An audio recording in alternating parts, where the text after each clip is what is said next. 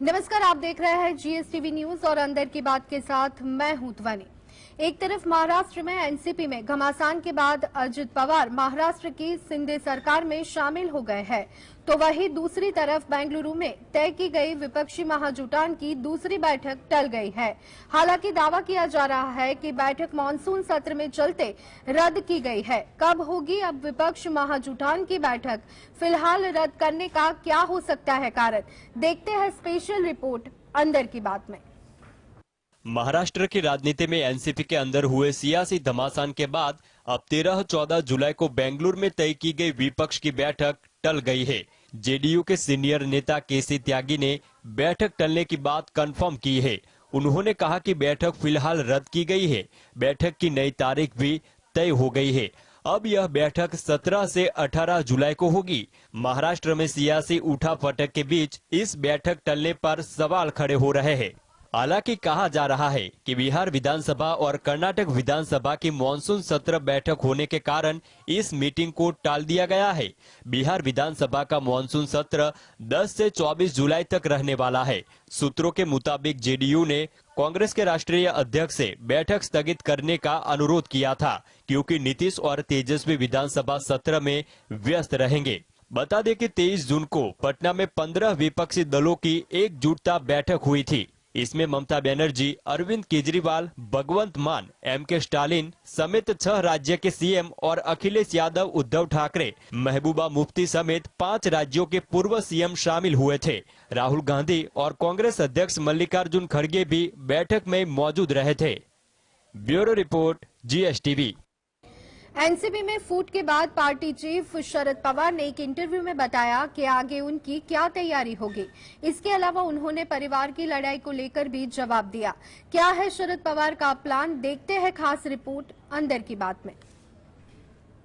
शरद पवार की party NCP को उनके ही अपने भतीजे अजित पवार ने दो फाड़ कर दिया। पवार परिवार में इस बगावत को लेकर खूब चर्चा हो रही है और कहा जा रहा है कि कलह काफी पहले से ही चल रहा था। इस पर अब एनसीपी चीफ शरद पवार ने जवाब दिया है। उन्होंने कहा कि चाहे कुछ भी हो, लेकिन परिवार में कोई भी दिक्कत नहीं है। अपने ही विधायकों के विद्रोह के ठीक बाद दिए इंटरव्यू में शरद पवार ने कानूनी लड़ाई को लेकर भी जवाब दिया। उन्होंने कहा कि इसे लेकर प्रदेश अध्यक्ष जयंत पाटिल कानूनी सलाह ले रहे हैं। कानूनी लड़ाई कैसे लड़ी जाएगी वो पाटिल ही तय करेंगे। इस दौरान शरद पवार ने इस बात के संकेत भी दिए हैं कि इस बगावत का विपक्षी एकजुटता पर कोई असर नहीं पड़ेगा। बता दें कि 2024 के लोकसभा चुनाव के लिए तमाम बड़े विपक्षी दल एक साथ आ रहे हैं। इनमें शरद पवार का नाम भी सबसे बड़े नेताओं में शामिल है। शरद पवार ने बताया कि विपक्षी दलों की अगली बैठक बेंगलुरु में होने जा रही है, जिसमें तमाम बड़े विपक्षी नेता शामिल होंगे। उन्होंने बताया कि विपक्षी दलों की इस बैठक में आगे का एजेंडा तय किया जाएगा। Bureau report, GSTV. महाराष्ट्र की सियासत में रविवार को बड़ा उलटफेर हो गया। एनसीपी प्रमुख शरद पवार के भतीजे अजित पवार ने फिर पलटी मारते हुए बीजेपी शिवसेना सरकार को समर्थन दिया। उनके साथ ही 8 और नेताओं ने भी शिंदे सरकार को समर्थन दिया। ऐसे में जानते हैं कि शिंदे सरकार में शामिल हुए टीम अजित पवार के नवरत्न की सियासी ताकत कितनी है। देखते हैं रिपोर्ट अंदर की बात में। एनसीपी प्रमुख शरद पवार के भतीजे अजित पवार बीजेपी शिवसेना सरकार में शामिल हो गए। बहरहाल अजित पवार के साथ जो नेता एकनाथ शिंदे की सरकार में शामिल हुए हैं, वो महाराष्ट्र की सियासत में कितनी ताकत रखते हैं, आइए जानते हैं। अजित पवार एनसीपी प्रमुख शरद पवार के बड़े भाई अनंतराव पवार के बेटे हैं। अजित पर बैंक की ओर से दिए गए लोन में अनियमितताएं बरतने का आरोप है। छगन भुजबल नासिक से येवला से विधायक है। 2006 में 100 करोड़ रुपए के प्रोजेक्ट का कॉन्ट्रैक्ट देने में अनियमितताएं बरतने का आरोप है। हसन मुशर्रफ पश्चिम महाराष्ट्र में कोल्हापुर जिले की कागल विधानसभा से 5 बार विधायक है। उनके परिवार से जुड़ी कंपनियों के कामकाज में अनियमितताओं को लेकर ईडी ने छापेमारी की थी। दिलीप वलसे पाटिल पश्चिम महाराष्ट्र के अंबेगांव सीट पर 7 बार विधायक है। धनंजय मुंडे बीड जिले के पल्ली विधानसभा सीट से विधायक है, पहली बार विधायक बने हैं। अदिति तटकरे रायगढ़ से एनसीपी सांसद सुनील तटकरे की बेटी है। 2019 में श्रीवर्धन सीट से पहली बार विधायक बनी। संजय भनसोडे लातूर जिले की उदगीर सीट से विधायक है, पहली बार विधायक बने हैं। धर्मराव आतराम आदिवासी समुदाय के बड़े नेता है, गढ़चिरौली जिले की अहेरी सीट से विधायक है। अनिल पाटिल विधानसभा में एनसीपी के मुख्य सचेतक थे, वो अमलनेर विधानसभा सीट का प्रतिनिधित्व करते हैं। एनसीपी सांसद प्रफुल्ल पटेल भी अजित पवार के समर्थन में है। प्रफुल्ल पटेल को शरद पवार का सबसे भरोसेमंद साथी माना जाता है। Bureau report, GSTV। रविवार को एनसीपी नेता अजित पवार ने सीनियर पवार को झटका देते हुए शिंदे सरकार में शामिल हो गए थे। उन्होंने डिप्टी सीएम के रूप में शपथ भी ली। शरद पवार ने सतारा में दिखाई ताकत, कहा बीजेपी को उसकी जगह दिखाकर रहेंगे। अब बीजेपी को हराने की पवार के पास क्या होगी रणनीति, देखते हैं रिपोर्ट अंदर की बात में। राष्ट्रीय कांग्रेस पार्टी में अजित पवार की बगावत के एक दिन के बाद सोमवार 3 जुलाई को पार्टी प्रमुख शरद पवार ने सतारा में समर्थकों को संबोधित किया। इस दौरान एनसीपी नेता ने कहा, आज हम सभी को एकजुट रहने की जरूरत है। उन्होंने बीजेपी पर भी हमला बोला। 53-9 ये हमारे साथ है, हमें किसी पे अन्याय नहीं करना चाहिए और हम उनको पूरा मौका देंगे वापस आने का। लेकिन साथ साथ में जो नहीं आते हैं, जो पार्टी की लाइन छोड़ के जाते हैं, उनके ऊपर आवश्यक जो कानूनी कार्रवाई है वो हम इवेंचुअली करेंगे। शरद पवार ने कहा कि महाराष्ट्र को जाति और धर्म के नाम पर बांटा जा रहा है, धार्मिक विवाद भड़काया जा रहा है। हम महाराष्ट्र को मजबूत किए बिना नहीं रुकेंगे। महाराष्ट्र को अपनी एकता दिखानी होगी। भारतीय जनता पार्टी पर हमला बोलते हुए एनसीपी प्रमुख ने कहा, बीजेपी हमेशा इस तरह का खेल करती रही है, बीजेपी को उसकी सही जगह दिखाकर रहेंगे। पवार ने कहा, उद्धव ठाकरे के नेतृत्व में हम महाराष्ट्र की सेवा कर रहे थे, लेकिन इसे कुछ लोगों ने गिरा दिया। न केवल महाराष्ट्र में बल्कि देश में दिल्ली, पंजाब, बंगाल, जहां भी सरकार लोकतांत्रिक तरीके से काम कर रही है, उस पर हमले हो रहे हैं। हमने इन सब के खिलाफ खड़े होने की कोशिश की, लेकिन दुर्भाग्य से हम में से कुछ लोग इससे बाहर हो गए। आपके समर्थन से हम फिर से मजबूत होंगे और महाराष्ट्र फिर से प्रगति के पथ पर आगे बढ़ेगा।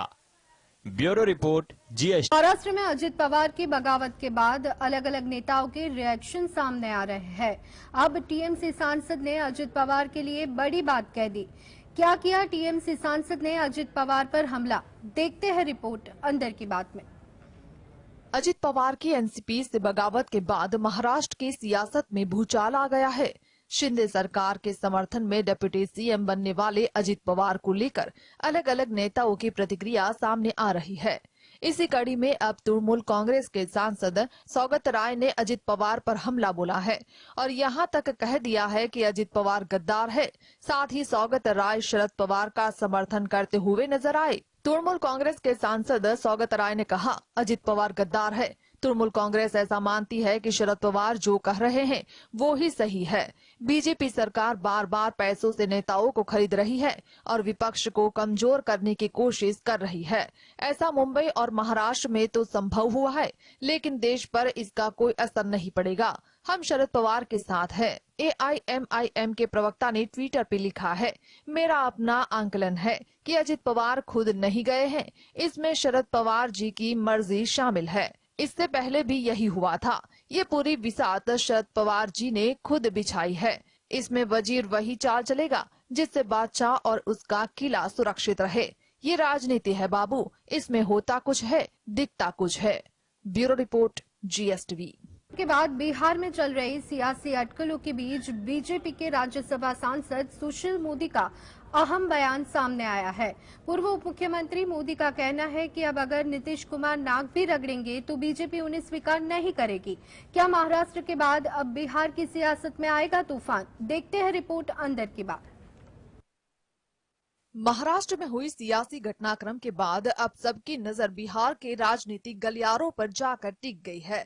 कयास लगाए जा रहे हैं कि सूबे के मुख्यमंत्री नीतीश कुमार एक बार फिर वापस एनडीए में आ सकते हैं।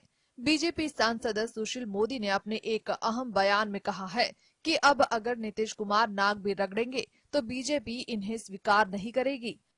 उधर महाराष्ट्र में हुए सियासी खेल के बाद अब बिहार के पूर्व उप मुख्यमंत्री और बीजेपी सांसद सुशील मोदी ने भी अपने एक बयान से बिहार की राजनीति में हलचल मचा दी है।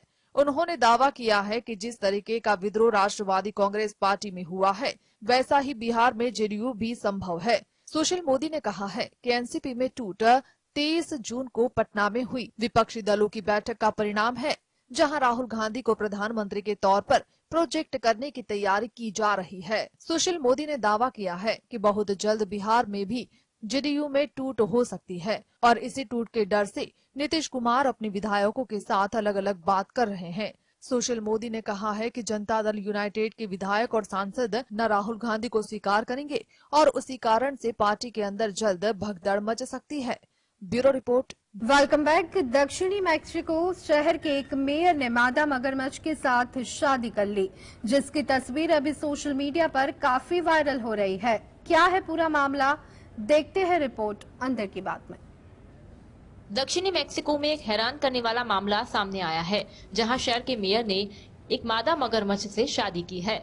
दरअसल दक्षिणी मैक्सिको से सैन पेड्रो हुआमेलुला शहर के मेयर विक्टर हुगो सोसा ने ऐसा किया है। स्थानीय रिपोर्ट के अनुसार सोसा ने ऐसा 230 साल की पुरानी विवाह प्रथा के तहत किया है, जिसके बाद से यहाँ सोशल मीडिया पर चर्चा का विषय बने हुए है।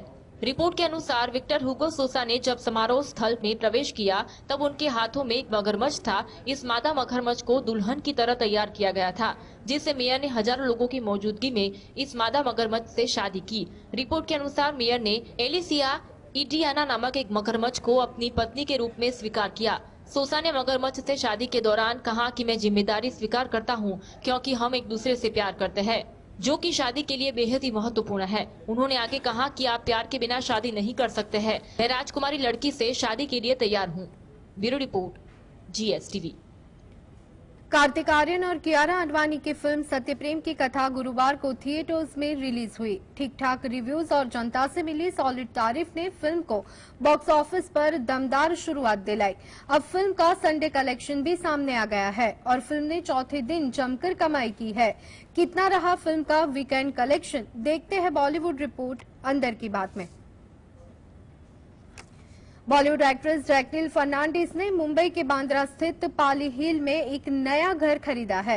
एक्ट्रेस के घर के साथ ही यहां क्लब हाउस, स्विमिंग पूल और जिम की फैसिलिटी भी मौजूद है। कीमत जानकर रह जाएंगे आप भी दंग, देखते हैं बॉलीवुड रिपोर्ट अंदर की बात। बॉलीवुड एक्ट्रेस जैकलीन फर्नांडिस ने मुंबई के बांद्रा पश्चिम में एक नया आलीशान घर खरीदा है। बता दें कि मुंबई के बांद्रा में स्थित पाली हिल एक पॉश इलाका है, जहां कई बॉलीवुड सितारों की घर है।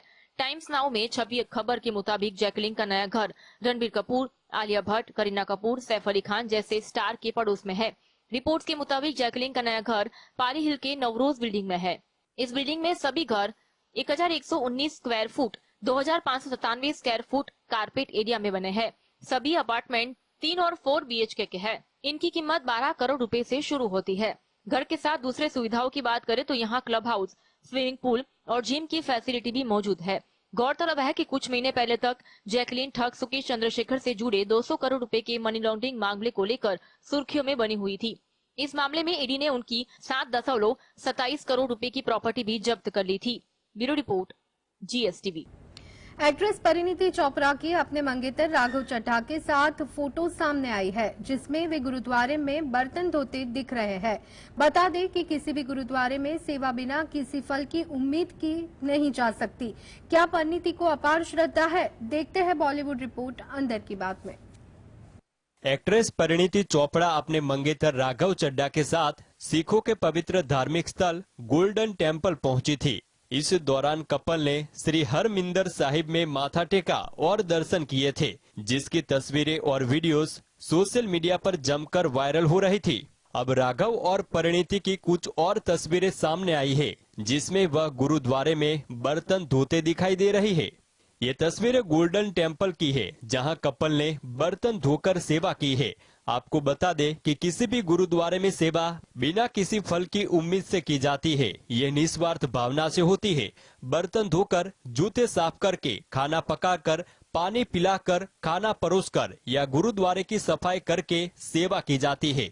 गोल्डन टेम्पल पहुंची परिणीति इस दौरान बेज कलर के सूट और सिर पर दुपट्टा लिए दिखाई दी, जिसमें वह बेहद खूबसूरत दिख रही थी। वहीं राघव चड्ढा व्हाइट कुर्ता पजामा और ग्रे कलर के नेहरू जैकेट में नजर आए थे। परिणीति ने अपने इंस्टाग्राम पर राघव चड्ढा के साथ गोल्डन टेम्पल के सामने हाथ जोड़ते हुए तस्वीर भी शेयर की थी। इसके साथ एक्ट्रेस ने लिखा था, इस बार मेरी यात्रा इनके साथ और भी खास रही थी। Bureau report,